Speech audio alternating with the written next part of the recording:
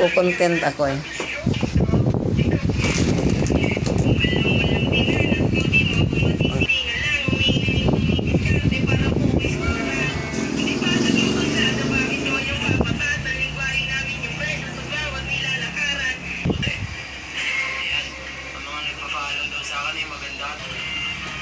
Kailan po pang umaga ka na eh.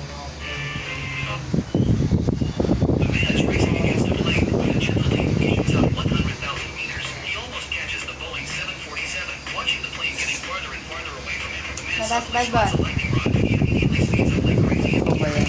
Anak mo yun? Tagal, oo. Nagbantay yung lalaki. Yung pareho silang medyo maliit lang. Na medyo mataba ng mga malaliit. Kasi nagtanong sa akin yan eh. Sinubok mo eh. Na ano. Putol-putol pa. Tapos may panit siya na ano. Yun nga yun. Ewan ko sa kanya. Ang sakit ko.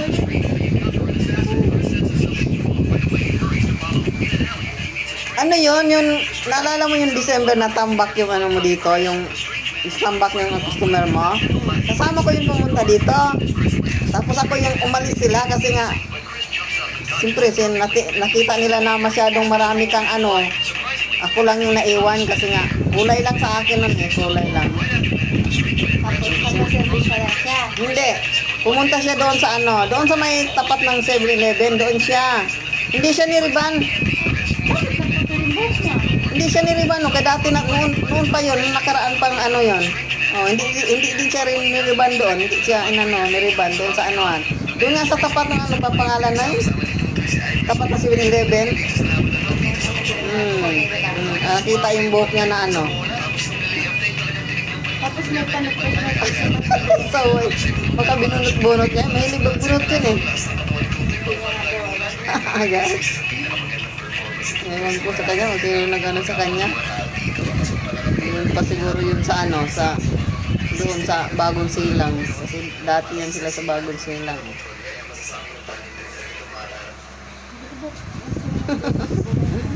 May kulay ka ba ako na nagkaroon? Wala naman.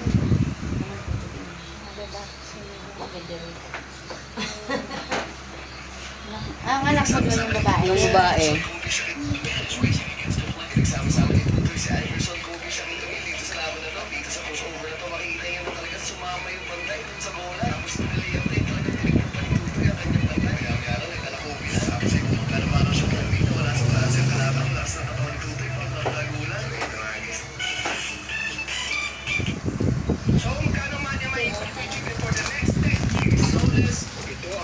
Doon na lang ako.